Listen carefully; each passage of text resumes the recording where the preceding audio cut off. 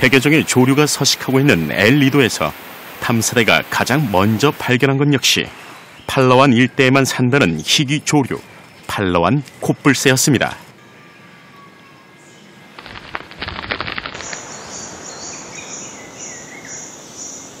그리고 엘리도 섬의 또 다른 주인, 흰깃털이 매력적인 흑백무늬 황제 비둘기도 보입니다. 그런데 이때 혼자 앉은 암컷 곁으로 접근하는 수컷, 깃털을 한껏 세워 구애 행위를 시작합니다. 하지만 암컷은 수컷이 마음에 차지 않는 모양입니다. 이렇듯 엘리도가 새들의 낙원이 된 까닭은 숲에 새들의 먹이가 되는 열매가 가득하기 때문입니다. 찌르레기과의 이 새 역시 팔라완의 열매를 먹으며 살아갑니다.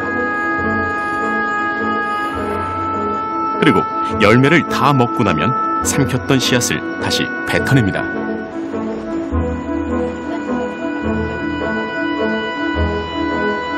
과육은 취하고 씨앗은 뱉어내 숲에 다시 나무가 자랄 수 있게 되는 것입니다.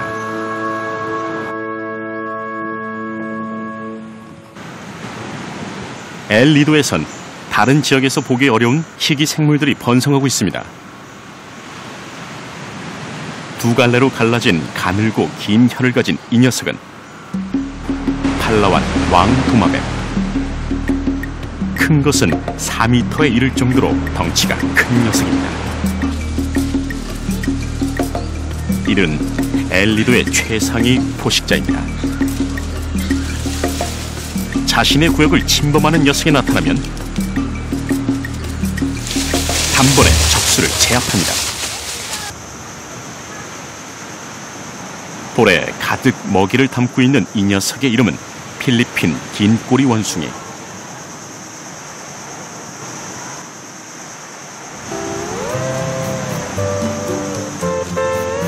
몸통보다 더 긴 꼬리를 이용해 나무를 건널 때 몸의 균형을 잡습니다.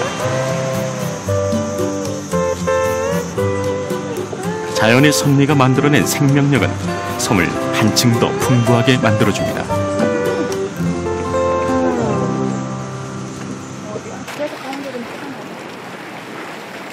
이번엔 엘리도의 해양 생태계를 확인해 보기로 했습니다. 그런데 길을 나서는 중 뜻밖의 광경을 목격하게 됐습니다. 먹이 사냥에 나선 10여 센티미터의 도마뱀을 목격한 것입니다. 사냥감이 눈치채지 못하도록 조심스레 다가가는 녀석. 엘리도의 자열은 녀석들에게 풍부한 먹이를 제공해줍니다. 그러나 사냥에 성공하는 것은 쉽지 않습니다. 다시 또 다른 먹잇감을 발견한 녀석이 기민하게 움직이기 시작했습니다. 날쌔게 잡아올린 수확물은 바다뱀.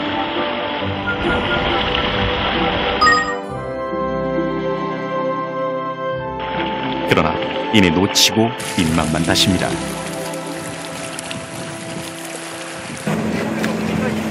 해양 생태 보호구역으로 지정된 엘리도.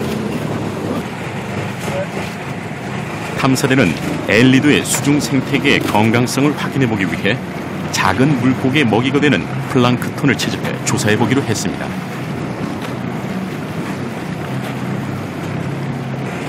(5분에) 걸쳐 채집망을 바닷물 속에 두고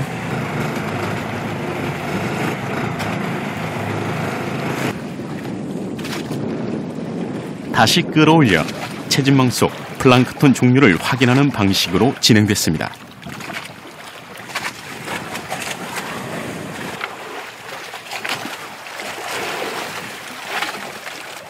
종 다양성이 풍부한 이곳에선 그만큼 풍부한 플랑크톤 종류가 서식하는 현상이 관찰됩니다.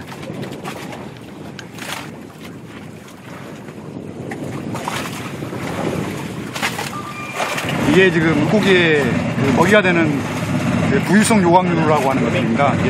어떤 종인지는 현미양하에서만 관찰이 가능하고요. 물고기의 주 먹이가 되는 것들이 바로 이 부유성 조각들입니다. 그래서 이 부유성 조각들이 얼마나 있는가라는 것을 확인하기 위해서 지금 플랑크톤 네트로 직접 부유성 조각들을 채집한 겁니다. 플랑크톤을 통해 확인해본 엘리도의 해양 생태계.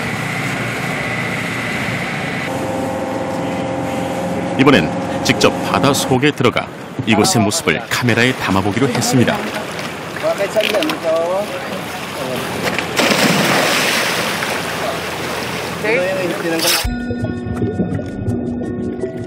필리핀과 인도네시아 국경이 만나는 곳에 형성된 엘리도의 산호지대는 세계에서 가장 풍부한 종이 서식하고 있습니다.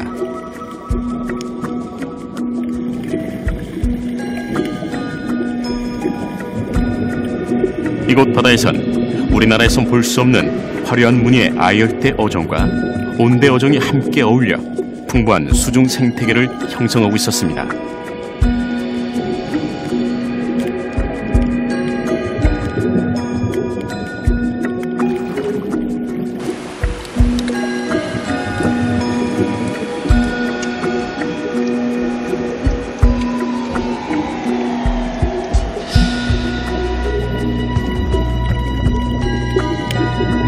그런데 탐사 도중 흥미로운 장면을 목격했습니다. 대모 거북 등딱지에 매달려 있는 빨판 상어였습니다.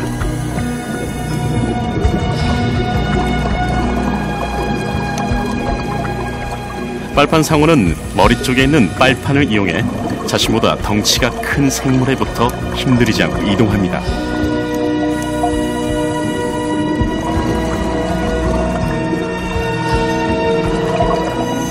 대신 숙주의 먹이 찌꺼기나 기생충을 먹어 없애줍니다.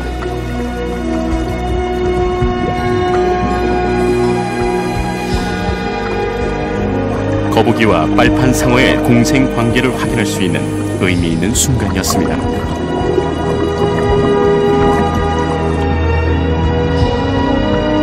팔라완 산호지대에는 전 세계에 존재하는 산호종 가운데 75%에 해당하는 종이 서식하고 있습니다.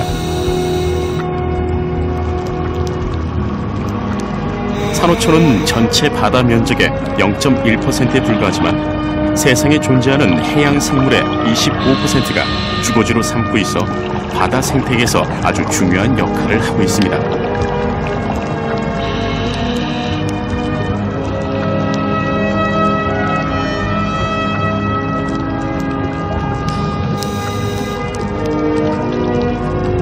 바닷속 생명들은 서로 공존하며 살아가고 있었습니다. 엘리도에서 발견한 경이로운 자연의 섭리. 인간이 자연으로부터 배워야 하는 진리는 아닐까요?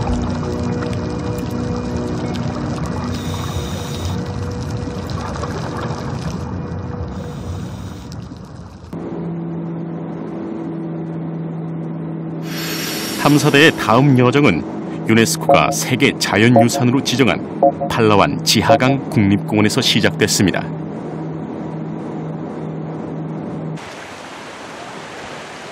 내륙의 강물이 동굴을 타고 흘러 바다로 합류하는 독특한 구조를 지닌 지하강.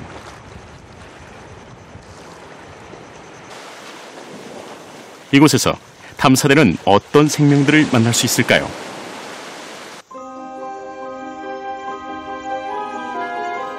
지하강의 수상 생태계를 관찰하기 위해 탐사대가 움직이기 시작했습니다. 입구로 들어서자마자 칠흑같은 어둠이 앞을 가립니다. 2000만 년 전에 형성된 것으로 알려진 지하강은 오랜 세월 동안 지하수가 석회암층을 녹여 만들어낸 결과입니다.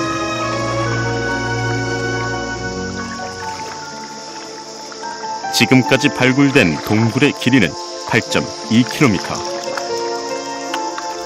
팔라완의 지하강은 현존하는 지하강 중 가장 길이가 깁니다. 더 깊이 들어가자 지하강의 진면목이 눈에 들어옵니다.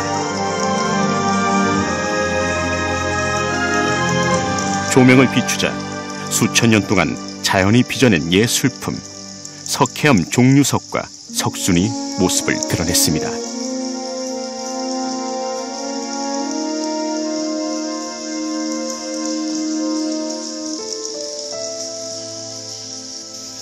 이곳에도 생명은 있었습니다.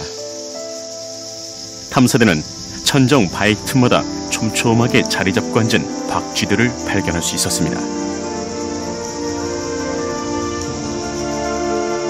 다양한 종류의 박쥐들은 이곳 지하강 동굴을 서식지로 삼고 있었습니다.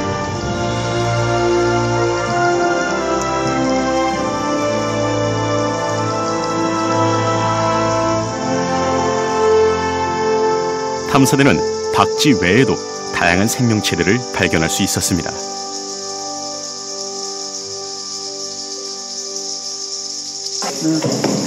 물길을 따라 동굴 생물을 관찰하던 탐사대에 목격된 것은 동굴뱀.